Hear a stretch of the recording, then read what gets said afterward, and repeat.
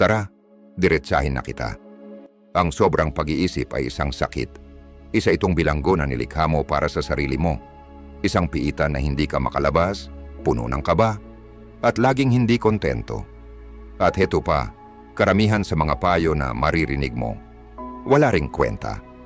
Oo, sinabi ko na. Bilang isang taong nakipaglaban sa walang sawang halimaw ng sobrang pag-iisip, nandito ako para iparating sa iyo ang matigas at malamig na katotohanan na wala nang ibang magsasabi. Ilang gabi na akong nagbabalik-balik, paralisa sa takot na magkamali ng desisyon at sinasaniban ng walang katapusang paano kung. Sayang ang mga taon ko na naipit sa sarili kong isipan, pinipilit makamit ang isang bagay na hindi naman talaga kayang abutin, ang pagiging perpekto. At gusto ko sanang sabihin sa'yo, muntik na akong malugmok. Pero heto ang kwento, nakalabas ako. At nagawa ko yun sa pamamagitan ng pagtanggap sa matapat at walang paligoy-ligoy na aral ng Stoicism. Mga prinsipyo na tapat, minsan kontrobersyal, pero laging epektibo. Kaya kung handa ka ng tumigil sa pamumuhay sa utak mo at magsimulang mamuhay ng tunay, makinig ka. Ito ang 7 leksyon na tumama sa akin at ginising ako mula sa bangungot ng sobrang pag-iisip. Hindi ito para sa mga mahihinang loob. Ito'y para sa mga sawa na sa matatamis na kasinungalingan at handang tanggapin ang katotohanan. Maghanda ka. Gawin mo na, huwag puro isip. Ang sobrang pag-iisip ay parang quicksand. Habang lalo mong ipinaglalaban, lalo ka lang lumulubog. Pinaniwala tayo na ang pagiging mapanuri, ang pagpaplano ng bawat detalye, at ang pagsusuri ng bawat posibleng resulta ay susi sa tagumpay. Pero heto ang matinding katotohanan. Ang aksyon ay laging mas mahalaga kaysa analysis. Noong nasa 22 ako, mayroon akong napakagandang ideya para sa negosyo. Ilang buwan, kung hindi man taon, ang inubos ko sa pagpaplano, pagsasaliksik at pagpapaganda ng konsepto. Sobra akong nag-isip, inisip ko ang bawat posibleng mangyari, bawat balakid at lahat ng maliliit na detalye. Pero nang handa na akong mag-launch, nagbago na ang merkado at nahuli ko na ang pagkakataon. Mahirap na leksyon, pero kailangan ko itong matutunan. Naiintindihan ng mga Stoic ang kapangyarihan ng aksyon. Sabi nga ni Seneca, habang ipinagpapaliban natin, ang buhay ay mabilis na dumaan. Ang sobrang pag-iisip ay nagiging sanhi ng paralysis, kung saan ang takot na magkamali, ang takot sa opinyon ng iba, at ang takot sa hindi tiyak na hinaharap ang siyang nangingibabaw sa iyong isipan. Pero heto ang katotohanan. Walang kasing halaga ang matututunan mula sa paggawa kaysa sa sobrang pag-iisip. Isipin mo ito. Ang aksyon ay likas na hindi perpekto. Kapag kumilos ka, magkakamali ka, may haharapin kang pagsubok at may mga hadlang. Pero ang mga karanasang ito ay napakahalaga. Nagbibigay ito ng feedback mula sa tunay na mundo na hindi kayang ibigay ng pagsusuri. Bawat hakbang na ginagawa mo, kahit gaano kaliit, ay isang hakbang pasulong. Yun ay progreso. Maging totoo tayo, ang pag-iisip na pupunta ka sa gym ay hindi ka magpapalakas. Ang pagpaplano na magsisimula ng negosyo o kay hindi ka magiging negosyante. Ang pangarap na magsulat ng libro ay hindi ka magiging may akda. Kailangan mong gumawa ng hakbang. Kailangan mong magtrabaho, araw-araw at kumilos. Kapag napansin mong nahulog ka na sa baytag ng sobrang pag-iisip, huminto ka at tanungin ang sarili, ano ang maliit na aksyon na pwede kong gawin ngayon? Hindi kailangan maging perpekto, basta't may ginagawa ka. Ipadala mo na ang email na matagal mo nang iniwasan, tumawag ka na sa telepono. Isulat mo na ang unang pahina. Ang momentum ng aksyon ay magtutulak sa iyo pasulong at makakalabas ka sa paulit-ulit na pag-iisip. Sabi ni Marcus Aurelius, Ang hadlang sa aksyon ay nagpapalago ng aksyon. Ang humahadlang ay nagiging daan. Yakapin mo ang mindset na ito. Ipagpalagay mo na ang mga hamon at hindi tiyak na bagay na hinaharap mo ay hindi mga hadlang, kundi ang mismong daan. Sa paggawa ng aksyon, binabago mo ang mga pagsubok at takot na pinagdadaanan mo at ginagawang gasolina para magtagumpay. Isang mahalagang mensahe na dapat mong tandaan. Maikli lang ang buhay at ang oras ay ang pinakamahalagang yaman natin. Ang sobrang pag-iisip ay magnanakaw. Ninanakaw nito ang oras natin na nag-iiwan sa atin ng mga pagsisisi at mga pagkakataong nasayang. Ang aksyon sa kabilang banda ay isang pahayag ng hangarin na mabuhay ng buong buo. Isang pangako na maranasan ang buhay sa pinakapayak na anyo nito, kasama ang lahat ng kalat at hindi inaasahang bagay. Tandaan mo, hindi ka tinutukoy ng iyong mga iniisip o takot, tinukoy ka ng mga aksyon mo. Ang tao na nangangarap baguhin ang mundo, pero hindi gumagawa ng hakbang, ay mananatiling mangarap lang. Ang tao na kumikilos ng may tapang, kahit natatakot, ay magiging pagbabago na gusto niyang makita. Kaya't magtulungan tayo, gawin mo ng higit at mag-isip ng kaunti. Hayaan mong ang mga aksyon mo ang magsalita para sa iyo. Yakapin ang bawat hakbang ng iyong paglalakbay, kasama ang mga hindi tiyak at imperpeksyon nito. Sa huli, hindi ang sobrang pag-iisip ang magtatakda ng buhay mo, kundi ang matapang na mga hakbang na ginawa mo, ang mga risk na tinanggap mo, at ang mga aksyon na ipinaglaban mong gawin. Magsikap ng buo, kumilos ng tiyak, at hayaan mong ang mga aksyon mo ang maglatag ng daan papunta sa iyong tadhana. Pangalawa, hindi ka ganon kahalaga. Tanggapin mo na medyo masakit, pero oras na para harapin ang katotohanan. Hindi ka ganon kahalaga.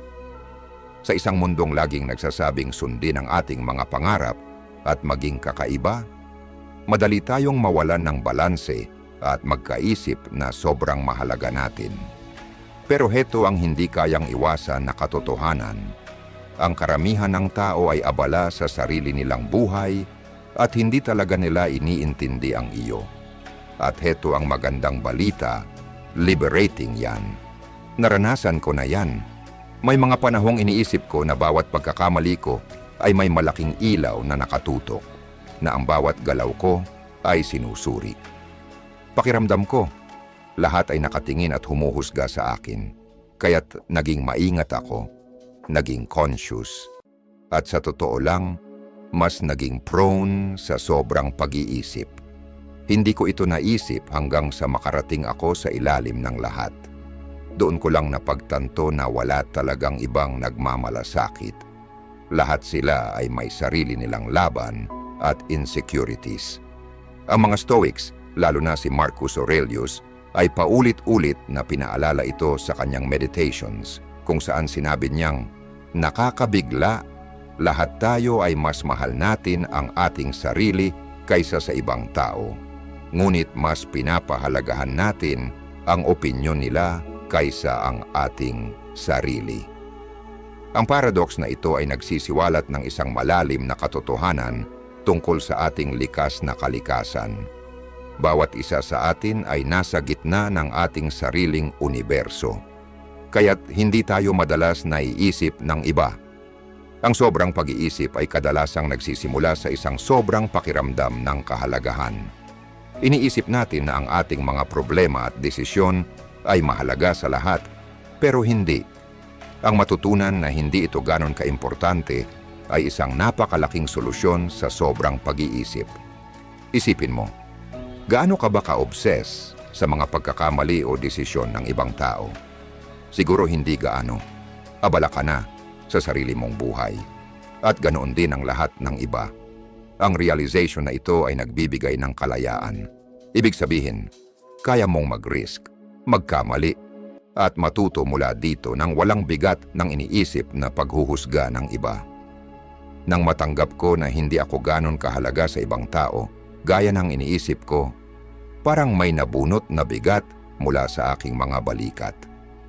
Hindi ko na iniisip ang bawat hakbang ko at nagsimula akong mabuhay.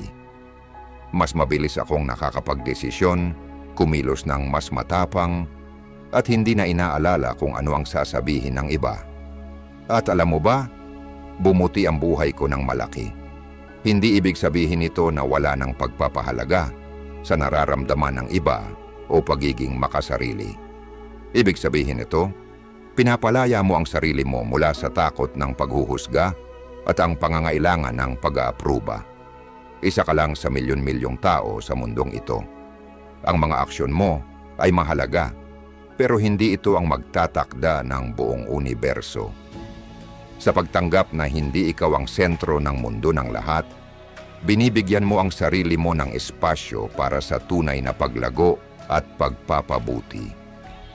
Hindi mo na hinahayaan ang takot sa opinyon ng iba na pumigil sa'yo at nagsisimula kang mabuhay ng totoo. Pinapalakas ng iyong mga sariling halaga at layunin. Sabi ni Epictetus, kung gusto mong magbago, tanggapin mong isipin kanilang tanga at mababaw. Tungkol ito sa pagpapakumbaba, ang pag-unawa sa iyong lugar sa mas malaking larawan at pagtanggap na ang iyong halaga ay hindi nakatali sa opinyon ng iba. Kaya't bitawan mo na ang ideya na ikaw ang sentro ng mundo ng ibang tao. Yakapin mo ang kalayaan na hatid ng realisasyong ito. Magdesisyon ng matapang, kumilos ng may layunin, at mabuhay ng totoo. Kapag natigil ka na sa sobrang pag-iisip at nagsimula ka ng kumilos, magiging mas makulay, mas masaya, at higit pa sa lahat, mas rewarding ang buhay mo. Pangatlo, ang pagkukumpara ay nagnanakaw ng kaligayahan. Mag-focus sa iyong landas. Tayo ay nabubuhay sa isang mundong labis na nahuhumaling sa pagkukumpara. Ang social media ay laging naglalabas ng mga curated na larawan ng buhay ng iba, na nagiging dahilan para tayo ay mahulog sa bitag ng pagsukat ng ating halaga sa kanilang buhay. Pero heto ang hindi kayang iwasan na katotohanan. Ang pagkukumpara ay isang nakakalason na ugali na nagnanakaw ng iyong kaligayahan at nagpapababa ng iyong pagpapahalaga sa sarili. Sa loob ng ilang taon, naranasan ko ang walang katapusang siklo ng pagkukumpara, kung ito man ay tungkol sa mga tagumpay sa karera, pisikal na hitsura o personal na mga tagumpay. Palagi kong nararamdaman na kulang ako. Habang nagsiscroll ako sa social media, nakikita ko ang mga kaibigan at kakilala ko na parang perfect na ang buhay at naiinggit ako at nawawalan ng tiwala sa sarili. Ang patuloy na pagkukumpara ay nagdulot ng sobrang pag-iisip at malalim na pakiramdam ng kakulangan. Ang mga Stoics ay matalino sa kamalian ng ganitong uri ng pag-iisip. Sabi nga ni Epictetus, kung gusto mong magbago, tanggapin mong isipin kanilang tanga at mababaw. Naiintindihan niya na ang tunay na paglago ay nagmumula sa pagtuon sa iyong sariling paglalakbay, hindi sa pagtingin sa landas ng iba. Bakit mahalaga ang mag-focus sa iyong sariling landas? Una, pinoprotektahan ito ang iyong kapayapaan ng isipan. Kapag kinukumpara mo ang sarili mo sa iba, binibigyan mo ng kontrol ang iyong kaligayahan sa mga bagay na wala kang kapangyarihan. Pinapansin mo ang mga bagay na hindi mo kayang baguhin, na siyang nagdidikta ng halaga mo sa sarili mo. Sa pamamagitan ng pagtutok sa iyong sariling mga layunin at halaga, muling ibabalik mo ang iyong panloob na kapayapaan. Pangalawa, pinapalakas nito ang iyong sariling pagkakilala sa sarili. Ang patuloy na pagkukumpara ay humahadlang sa iyo na matutunan ang iyong mga kalakasan, kahinaan, at tunay na mga hangarin para kang sumusubok maglakbay gamit ang mapa ng ibang tao. Kapag nag-focus ka sa iyong landas, magkakaroon ka ng malinaw na pananaw sa kung sino ka at ano ang gusto mong marating. Ang pagkakilala sa sarili ay pundasyon ng tunay na pamumuhay, at personal na kasiyahan. Pag-focus sa iyong landas ay nagpapalakas ng pagiging totoo sa sarili. Ang pressure na sumunod sa buhay ng iba ay maaring magdala sa iyo sa paggawa ng mga desisyon na hindi tunay sa iyong sarili. Maaring magpursigi ka ng isang karera, lifestyle, o relasyon na mukhang maganda sa panlabas, pero pakiramdam ay walang laman sa loob. Sa pagtutok sa iyong sariling paglalakbay, binibigyan mo ang sarili mo ng pahintulot na gumawa ng mga desisyon na sumasalamin sa iyong tunay na mga halaga at mga hilig. Ang pagiging totoo ay nagiging gabay mo. Pinapalakas din ito ang tunay na paglago. Ang tunay na pag-unlad ay nagmumula sa loob. Hindi mula sa pagkukumpara sa iba, kundi mula sa pagtatakda ng mga personal na layunin, pagkatuto mula sa iyong mga pagkakamali, at pagdiriwang sa bawat tagumpay, gaano man ito kaliit. Ang paglago ay tungkol sa pagiging pinakamagandang bersyon ng iyong sarili, hindi kopya ng ibang tao. Ang pagtutok sa iyong landas ay nagpapalakas din ng iyong katatagan. Ang buhay ay puno ng hindi inaasahan, at bawat landas ay iba. Ang patuloy na pagkukumpara ay nagdudulot ng pakiramdam ng kabiguan kapag hindi umaayon sa plano ang mga bagay. Pero kapag ikaw ay nakatayo sa iyong sariling layunin, matututo kang mag-navigate sa mga pagsubok at hamon ng mas maayos. Ang katatagan na ito ay nagiging lakas mo, kaya't mas madali mong malalampasan ang mga pagtaas at pagbaba ng buhay. Ang pagtutok sa iyong landas ay nagpapalago ng pasasalamat. Ang pagkukumpara ay bumabalot sa iyo at pinapalabo ang mga biyaya na mayroon ka. Kapag lagi mong tinitingnan kung ano ang meron ng iba, nawawala ang pagpapahalaga mo sa mga bagay na mayroon ka.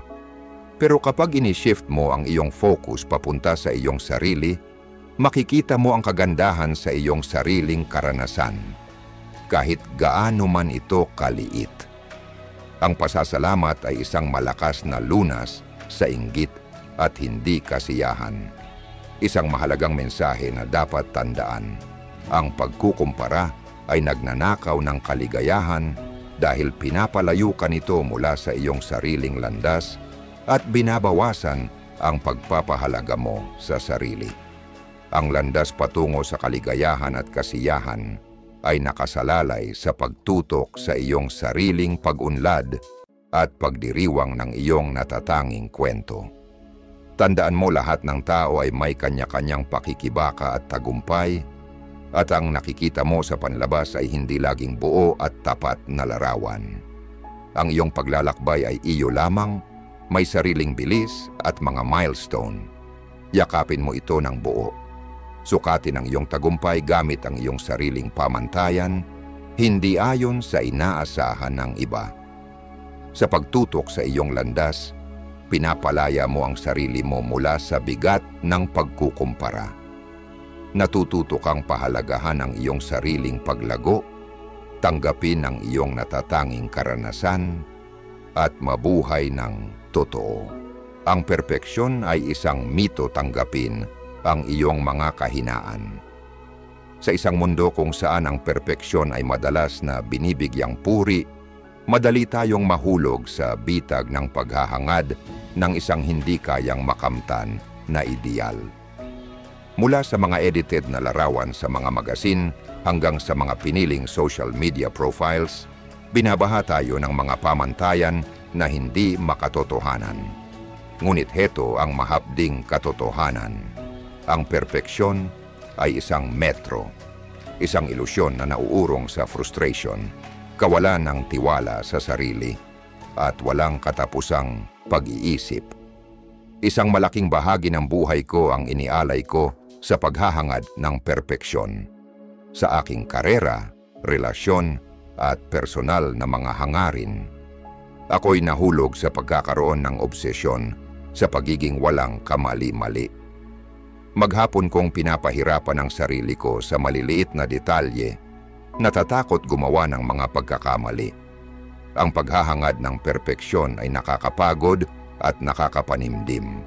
Kaya't hindi ko natamasa ang tunay na saya ng buhay at hindi ko magawa ang mga tamang panganib. Naunawaan ng mga Stoics ang walang saysay na paghahangad ng perpeksyon. Sabi nga ni Seneca, walang taong naging matalino nang hindi sinasadya. Alam nila na ang mga kahinaan at imperpeksyon ay bahagi ng pagiging tao. Ang pagtanggap sa iyong mga kahinaan ay hindi ibig sabihin ng pagsang-ayon sa kababaan. Ito ay tungkol sa pagkilala sa iyong pagkatao at paghahanap ng lakas sa iyong mga kahinaan. Ang ganitong pagpapalaya ay nag-aalis ng mga hindi makatotohanang expectations. Ang paghahangad ng perpeksyon ay naghahanda sa iyo para sa walang katapusang pagkabigo dahil hindi ito maabot. Kapag tinanggap mo na ikaw ay may mga kahinaan, binibigyan mo ang iyong sarili ng kalayaan mula sa mga hindi makatotohanang inaasahan. Binibigyan mo ang iyong sarili ng pagkakataon na maging tao, gumawa ng mga pagkakamali, at matuto mula rito. Ang pagbabagong pananaw na ito ay isang malalim na pagpapalaya. Ika-1. Nagtutulungan ang pagiging tapat sa iyong sarili. Ang pagtanggap sa iyong mga kahinaan ay nagtutulak sa iyo na maging totoo. Kapag itinigil mo na ang pagtatago ng iyong imperpeksyon, magiging mas malaya kang ipakita ang iyong tunay na sarili. Ang pagiging totoo ay may kabighanian, kinakailangan ka ng mga tao at nagiging tulay ito para sa tunay na koneksyon. Mas pinahahalagahan ng mga tao ang katapatan at kahinaan kaysa sa isang ilusyon ng perpeksyon. Ang pagiging tapat ay nagbubuo ng tiwala at nagpapalalim ng relasyon. Dalawang pinapalago ang paglago at pagkatuto, ang pagiging perpeksyonista ay nagpapabagal sa paglago. Kapag ikaw ay na-obses sa pagiging perpekto, natatakot kang kumuha ng mga panganib, sumubok ng mga bagong bagay, at lumabas sa iyong comfort zone. Ang pagtanggap sa iyong mga kahinaan ay nangangahulugang pagtanggap na magkakamali ka. At okay lang iyon. Ang mga pagkakamali ay mga pagkakataon para sa paglago at pagkatuto. Bawat kabiguan ay isang hakbang patungo sa pagpapabuti at mastery. 3. Nagtutulungan ang katatagan. Ang buhay ay hindi tiyak at madalas magulo. Ang pagiging perpeksyonista ay nagpapahina sa iyo dahil umaasa ito sa lahat ng bagay na mangyari ayon sa plano. Ang pagtanggap sa iyong mga kahinaan ay nagpapalakas sa iyong katatagan. Matututo kang mag-adjust, bumangon mula sa mga pagsubok, at magtagumpay sa kabila ng mga hamon. Ang katatagan ay tungkol sa paghahanap ng lakas sa iyong imperpeksyon at paggamit nito upang magpatuloy. 4. Nagtutulungan ang pagmamahal sa sarili. Ang pagiging perpeksyonista ay nagpapalakas ng kritikong panloob at matinding paghuhusga. Ang pagtanggap sa iyong mga kahinaan ay nagtutulak sa iyo na mahalin ang iyong sarili. Matututo kang tratuhin ang iyong sarili ng may kabaitan at pag-unawa at ma-realize na lahat tayo ay may mga kahinaan. Ang pagmamahal sa sarili ay mahalaga para sa mental na kalusugan. Tinutulungan ka nitong mag-navigate sa mga hamon ng buhay ng may grasya at kalmado. 5. Nagpapalakas ng pagkamalikhain at inobasyon. Ang pagkamalikhain ay namumuhay sa isang kapaligirang tinatanggap ang pagkakamali bilang bahagi ng proseso. Ang pagiging perpeksyonista ay pumipigil sa pagkamalikhain dahil hinihingi nito ang pagiging perpekto mula sa simula pa lamang. Kapag tinanggap mo ang iyong mga kahinaan, binibigyan mo ang iyong sarili ng pahintulot na mag-eksperimento, kumuha ng mga panganib, at mag-innovate. Ang pagkamalikhain ay lumalago kapag ikaw ay malaya sa takot sa pagkatalo. Isang malalim na mensahe na dapat tandaan.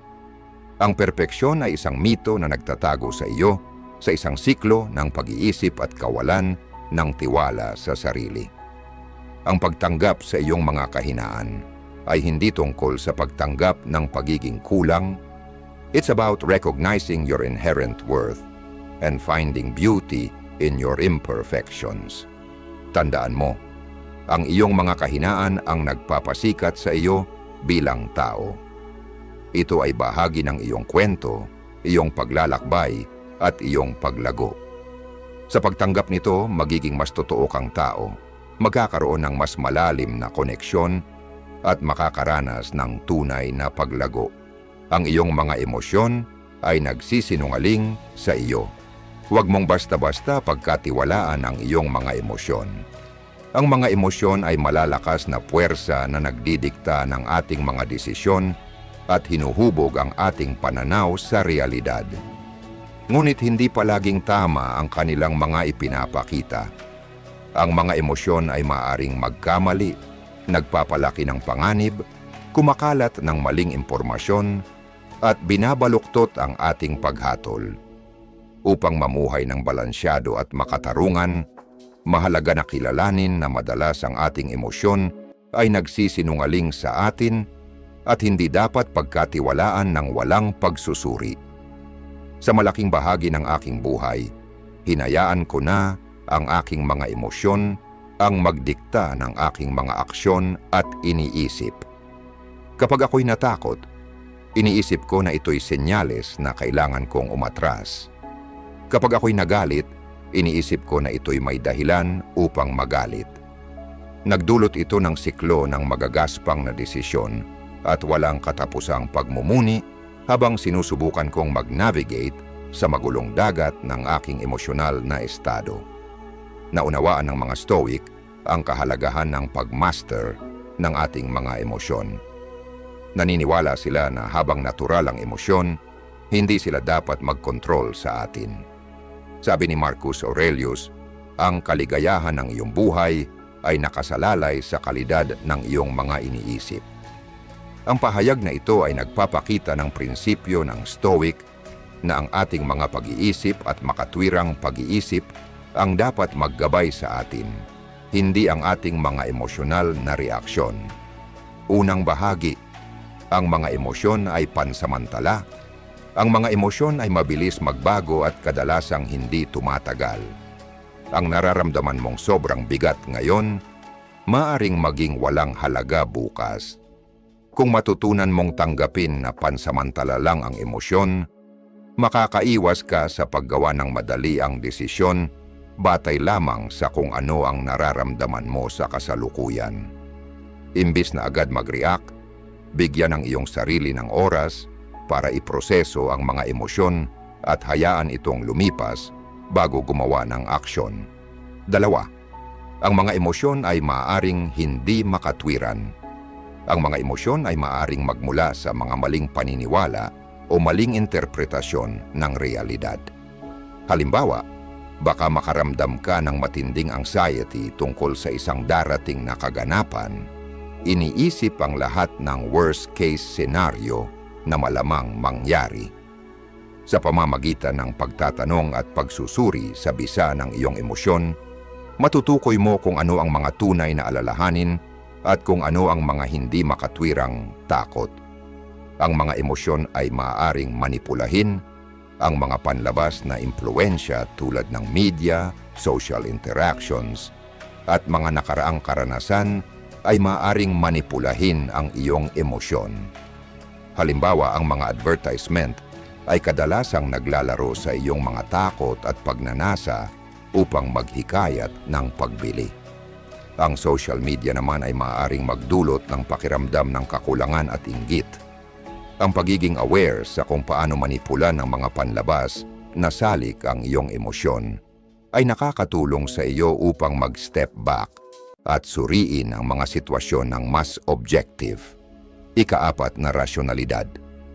Higit sa emosyon, itinuturo ng mga Stoic ang paggamit ng rasyonalidad upang harapin ang mga hamon ng buhay. Sabi ni Epictetus, hindi ang mga bagay ang nagpapasakit sa atin, kundi ang ating paghusga sa mga bagay. Kapag nakatagpo ka ng malalakas na emosyon, subukan mag-pause at suriin ang sitwasyon ng makatwiran. Tanungin ang iyong sarili, anong ebidensya ang sumusuporta sa emosyon kong ito? Ano ang mga posibleng kinalabasan? Ano ang nasa kontrol ko?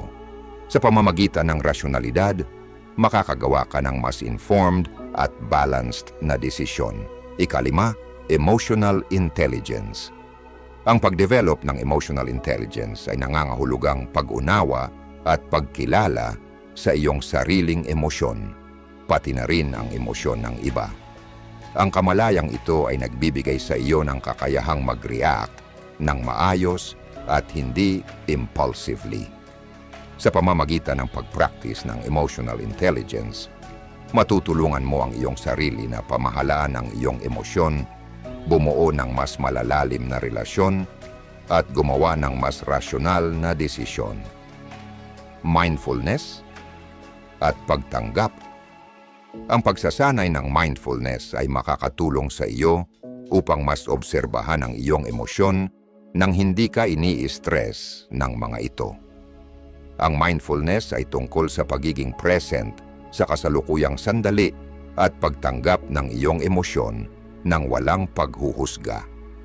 Sa pamamagitan ng pag-acknowledge sa iyong emosyon at pagpapalaya sa mga ito nang hindi agad mag-react, makakamtan mo ang isang estado ng kalmado at kalinawan. Isang malalim na mensahe na dapat tandaan. Ang iyong mga emosyon ay hindi laging tama at hindi sila palaging mabuting gabay. Ang mga ito ay pansamantala at madalas maligaw. Habang ang emosyon ay isang mahalagang bahagi ng karanasan ng tao, hindi sila dapat maging tanging gabay sa iyong mga desisyon. Sa pamamagitan ng pagkilala na ang iyong emosyon ay maaaring magsinungaling, binibigyan mo ang iyong sarili ng kapangyarihan na kontrolin ang iyong buhay gamit ang rasyonalidad at karunungan. Tandaan mo, hindi ka nakatali sa iyong mga emosyon. May kakayahan kang magtanong, hamunin, at pamahalaan ang mga ito. Sa pamamagitan ng pagdevelop ng emotional intelligence, pagsasanay ng mindfulness, at pagpapahalaga sa rasyonalidad, mas magiging malinaw at matatag ang iyong pagharap sa mga hamon ng buhay. Kaya't sa susunod na madama mong kaayaya ng iyong emosyon, huminto at mag-isip. Tanungin ang iyong sarili kung ang iyong nararamdaman ay batay sa realidad o distorted perceptions. Yakapin ang karunungan ng mga Stoic, hayaan mong ang iyong rasyonal na pag-iisip ang magtulak sa iyo, at matutuklasan mo ang landas patungo sa mas balansyado at mas matagumpay na buhay. Pagpapalaya mula sa mga resulta, mag-focus sa pagsisikap, hindi sa resulta. Sa ating lipunan na nakatuon sa mga tagumpay, malaki ang pressure na mag-produce ng mga resulta at mag-meet ng mga pamantayan. Madalas tayong hinuhusgahan batay sa ating mga tagumpay at kabiguan, kaya't madalas tayong malulong sa obsesyon sa mga resulta na nagdudulot ng sobrang pag-iisip at stress tungkol sa hinaharap. Ngunit narito ang isang mahalagang pananaw mula sa Stoicism. Ang tunay na kasiyahan ay nagmumula sa pagtutok sa pagsisikap na inilalagay natin, hindi sa mga resulta na nakukuha natin. Noong mga unang taon ng aking buhay, laging nakatutok ako sa mga resulta. Kung makakakuha ba ako ng promosyon, mananalo ba ako sa isang proyekto, o makikilala ba ako. Inuugnay ko ang aking pagpapahalaga sa sarili sa mga panlabas na marka ng tagumpay. Ang patuloy na pag-aalala tungkol sa pagkakaroon ng ninanais na resulta ay nagdulot sa akin ng mga gabing walang tulog at walang katapusang overthinking. Hindi ko natutunan ang prinsipyo ng Stoic na pagpapalaya mula sa mga resulta hanggat hindi ko naramdaman ang kapayapaan at muling pagkakaroon ng layunin. Unang pagsisikap ay nasa iyong kontrol. Itinuturo ng mga Stoic na mag-focus tayo sa mga bagay na nasa ating kontrol at bitawan ang mga hindi natin kayang baguhin. Sabi ni Epictetus, gamitin ng pinakamainam ang iyong mga kakayahan at tanggapin ang mga nangyayari. Ang iyong pagsisikap at aksyon ay nasa iyong kontrol. Ang mga resulta, hindi. Sa pagtutok sa iyong pagsisikap, maari mong ipagmalaki ang iyong trabaho kahit anuman ang kinalabasan. Ang ganitong pagbabago ng perspektibo ay nakakatulong upang mabawasan ang anxiety at overthinking dahil hindi mo na hinahabol ang mga bagay na wala sa iyong kontrol. Ikalawang proseso, bago ang produkto. Kapag nag-focus ka sa proseso kaysa sa produkto, magiging mas nakatutok at kasali ka sa iyong ginagawa. Ang ganitong mindset ay nagtutulak sa iyo upang lubos na magpakasaya at magtagumpay sa paggawa ng mga gawain kaysa sa paghahanap ng kaligayahan sa dulo. Hindi lamang nito pinapaganda ang kalidad ng iyong trabaho, kundi binibigyan ka rin ng mas makulay at makulay na karanasan sa bawat hakbang ng iyong paglalakbay. Ikatlong katatagan sa pagharap sa kabiguan. Sa pamamagitan ng pagpapalaya mula sa mga resulta, binubuo mo ang iyong katatagan. Ang kabiguan ay nagiging hindi kasing bigat kapag hindi nakatali ang pagpapahalaga mo sa sarili sa mga resulta. Maaari mong makita ang mga setbacks bilang mga pagkakataon na matututo kaysa makita ito bilang personal na kabiguan. Ang katatagan na ito ay nagpapabilis sa iyong pagbangon at nagpapalakas sa iyo upang patuloy na magtrabaho para sa iyong mga layunin ng may bagong determinasyon at karunungan. Ikaapat, binabawasan ang performance anxiety. Ang anxiety tungkol sa performance ay kadalasang nagmumula sa takot na hindi makamit ang inaasahang resulta. Sa pagtutok sa iyong pagsisikap, nawawala ang bigat na ito. Naiintindihan mong basta't ibinibigay mo ang iyong pinakamahusay na kaya, matagumpay ka na, hindi alintana kung ano ang kinalabasan. Binabawasan ito ang stress at anxiety na kaugnay ng performance, kaya't magagawa mong lapitan ang iyong mga gawain ng mas malinaw at focused na isipan. Ikalima, hinuhubog ang patuloy na pagsisikap. Kapag inuuna mo ang pagsisikap kaysa sa mga resulta, napapaunlad mo ang ugali ng patuloy na paggawa. Ang iyong motibasyon ay nagmumula sa intrinsic na kasiyahan ng paggawa ng iyong pinakamahusay, hindi sa mga panlabas na gantimpala. Ang consistency na ito ay susi sa pangmatagalang tagumpay at personal na paglago. Habang tumatagal, ang iyong patuloy na pagsisikap ay nagiging mahalagang hakbang patungo sa makatarungan at makulay na tagumpay. Ayon sa iyong mga core values, ang pagtutok sa pagsisikap ay nagsusunod sa iyong mga pangunahing halaga. Hindi ka na maghahanap ng panlabas na pag-apruba, kundi kikilos ka batay sa kung ano ang tama at makulay sa iyong buhay. Ang ganitong alignment ay nagdudulot ng mas malalim na kasiyahan at integridad dahil tapat ka sa iyong sarili at sa iyong mga prinsipyo. Isang malalim na mensahe na dapat tandaan. Ang pagpapalaya mula sa mga resulta at pagtutok sa pagsisikap ay isang mahalagang pagbabago sa pananaw na makapagpapabago ng iyong buhay. Binibigyan ka nito ng kalayaan mula sa pamamahala ng mga resulta na nagpapahintulot sa iyong maghanap ng kasiyahan at kahulugan sa mismong proseso. Hindi ang iyong tagumpay ang maghuhusga sa iyong halaga, kundi ang iyong pagsisikap at layunin sa bawat hakbang. Tandaan, ang landas ng kasiyahan ay hindi nilalatagan ng mga papuri at gantimpala, kundi ng patuloy na pagsisikap na inilalagay mo sa iyong mga gawain. Sa pamamagitan ng pagyakap sa prinsipyong stoic na ito, maaari kang mamuhay ng may layunin at katatagan at madarama mo ang kapayapaan na alam mong ibinibigay mo ang iyong pinakamahusay na kaya, anuman ang kinalabasan. Kaya, sa susunod na makaramdam ka ng sobrang pag-aalala tungkol sa resulta, huminto at alalahanin mo na ang pagsisikap ang mahalaga. Mag-focus sa mga bagay na nasa iyong kontrol, ang iyong mga aksyon, dedikasyon, at pagtitiyaga. I-let go ang lahat ng iba pa at makikita mo ang mas malalim na kasiyahan at fulfillment sa lahat ng iyong ginagawa. Ang kasalukuyan lang ang iyong pag-aari. Mabuhay sa ngayon. Sa mabilis na takbo ng buhay, madalas tayong mahulog sa patibong ng mga pagsisisi tungkol sa nakaraan at mga pag-aalala tungkol sa hinaharap. Madalas tayong mag-isip ng labis at mag-alala sa mga nangyari o maaaring mangyari, kaya't nawawala sa atin ang tanging bagay na totoo, ang kasalukuyan. Naunawaan ng mga Stoics ang kapangyarihan ng pamumuhay sa kasalukuyan at hinihikayat tayo na ituon ang ating lakas at atensyon sa ngayon. Matagal na akong nahulog sa siklo ng sobrang pag-iisip.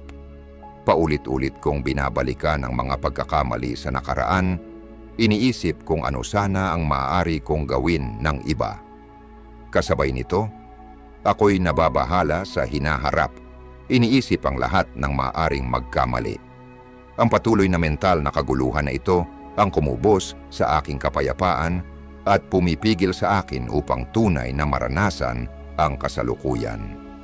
Sumulat si Marcus Aurelius, isa sa mga dakilang Stoic na pilosopo, ng ganito, "Itabi ang iyong sarili sa kasalukuyan." Ang payo niyang ito ay simple ngunit malalim. Sa pamamagitan ng pagtuon sa kasalukuyang sandali, makakakita ka ng kaliwanagan, mababawasan ang stress, at tunay na ma-appreciate ang kagandahan ng buhay habang ito'y umaagos. Unang bahagi, ang nakaraan ay wala na, at ang hinaharap ay hindi tiyak. Ang nakaraan ay hindi na mababago, at ang hinaharap ay hindi tiyak. Sa patuloy na pagninilay sa nakaraan o pag-aalala tungkol sa hinaharap, nagsasayang ka lamang ng mahalagang enerhiya mental at emosyonal sa mga bagay na wala kang kontrol. Ang tanging sandali na may kakayahan kang baguhin ay ang kasalukuyan. Ang pagtanggap sa katotohanan ito ay magpapalaya sa iyo mula sa mga tanikala ng pagsisisi at anxiety na nagbibigay daan upang mag-focus sa mga bagay na magagawa mo ngayon. 2. Ang presensya ay nagpapayaman sa karanasan. Kapag ikaw ay ganap na naroroon sa kasalukuyan, mas malalim mong mararanasan ang iyong paligid at mga gawain. Napapansin mo ang maliliit na detalye, natutulungan mong pahalagahan ang mga karanasan, at nakakabuo ka ng mas makulay na koneksyon sa ibang tao. Ang heightened na kamalayan at pagiging naroroon ay nagpapayaman sa iyong buhay at bumubuo ng mga alaalang magtatagal. Sa pamamagitan ng pamumuhay sa kasalukuyan, magagawa mong makuha ang pinakamaganda mula sa bawat sandali. 3. Ang mindfulness ay nagpapababa ng stress. Ang mindfulness o ang pagsasanay ng pagiging ganap na naroroon at aware ay napatunayan ng nakakatulong upang mabawasan ang stress at mapabuti ang kalusugan ng isip. Kapag nakatutok ka sa kasalukuyang sandali, nababali mo ang siklo ng overthinking at binibigyan mo ng pagkakataon ang iyong isip na magpahinga. Ang mga teknik tulad ng meditation, deep breathing at mindful observation ay makakatulong sa iyo upang magsanay ng ganitong estado ng presensya. 4. Pinapabuti ang pagpapasya. Ang pagiging naroroon sa kasalukuyan ay tumutulong upang makagawa ka ng mas magagandang desisyon. Kapag malinaw ang iyong isip at nakatutok sa kasalukuyan, mas tumpak mong nasusuri ang mga sitwasyon at nakakagawa ng tamang tugon. Hindi ka madaling maimpluwensyahan ng mga biases mula sa nakaraan o mga takot tungkol sa hinaharap, kaya mas madali mong magagawa ang mga desisyon na puno ng pagninilay at pagsusuri. Pinapalakas ang emotional resilience. Ang pamumuhay sa kasalukuyan ay nakakatulong upang buuin ang iyong emotional resilience. Sa pagtanggap sa kasalukuyan bilang ito ay nang walang paghatol o pagtutol, natututo kang maging mas matatag sa pagharap sa mga hamon at pagsubok. Natututo kang tumugon sa mga paghihirap ng may kalmado at pagtanggap imbes na magpaapekto sa negatibong emosyon. 6. Nagpapalago ng pasasalamat. Ang pagtutok sa kasalukuyang sandali ay nagpapalago ng pasasalamat. Kapag ikaw ay ganap na aware sa ngayon, mas nagpapahalaga ka sa mga maliliit na kagalakan at biyaya sa iyong buhay. Ang pasasalamat ay nagpapabuti ng iyong kabuuang kalusugan at nagdudulot ng kasiyahan at kapayapaan sa iyong puso. Isang malalim na mensahe na dapat tandaan. Ang kasalukuyan lang ang iyong pag-aari. Ito ang tanging oras kung saan maaari kang kumilos, magbago, at maranasan ang buhay. Sa pamumuhay sa ngayon, pinapalaya mo ang iyong sarili mula sa mga pasanin ng nakaraan at mga hindi tiyak na bagay sa hinaharap. Nakakamit mo ang kalinawan, nababawasan ang stress, at natututo kang mag-enjoy sa pagiging naroroon sa bawat sandali. Tandaan, ang buhay ay isang serye ng mga kasalukuyang sandali. Bawat isa ay isang pagkakataon upang makibahagi, lumago, at maranasan ang kabuuan ng ating pag-iral. Sa pamamagitan ng pagtanggap sa kasalukuyan, makakabuo ka ng buhay na puno ng kahulugan at tunay na kasiyahan. Kaya, sa susunod na ikaw ay madala sa isang spiral ng overthinking, huminto at ibalik ang iyong atensyon sa kasalukuyang sandali. Pansinang mabuti ang iyong paligid, huminga ng malalim, at ilubog ang sarili sa ngayon. Sa paggawa nito, madarama mo ang malalim na kapayapaan at kasiyahan mula sa pamumuhay ng buo sa bawat sandali. Konklusyon, pagtanggap sa karunungang Stoic.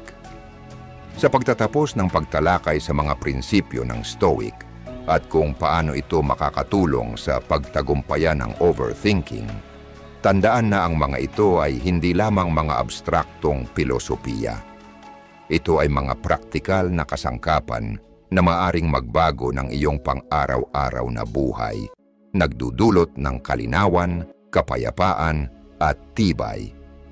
Ibinahagi ko ang aking personal na karanasan at ang malalim na epekto na naidulot sa akin ng mga aral na ito. Mula sa nakakabahalang paghahangad ng perpeksyon hanggang sa kalayaan na matutunan ang magtuon sa pagsusumikap kaysa sa mga resulta. Ang mga pananaw na ito ay nagbago sa aking pangunawa sa kung ano ang ibig sabihin ng mamuhay ng may kahulugan at kasiyahan. Nakakatulong ito upang makalaya ako mula sa mga tanikala ng sobrang pag-iisip na nagbibigay daan upang yakapin ang kasalukuyan at kumilos ng may layunin at direksyon. Isang malalim na mensahe na dapat tandaan. Ang buhay ay hindi tiyak, magulo, at puno ng mga pagdududa. Hindi natin kontrolado ang lahat ng nangyayari sa atin, ngunit kontrolado natin kung paano tayo tutugon. Tinuturuan tayo ng mga Stoics na ang ating tunay na lakas ay nasa ating kakayahang pumili ng ating mga reaksyon, magtuon sa mga bagay na kaya nating kontrolin at bitawan ang mga bagay na wala tayong kontrol. Ito ang pinakapayak na anyo ng tibay at karunungan.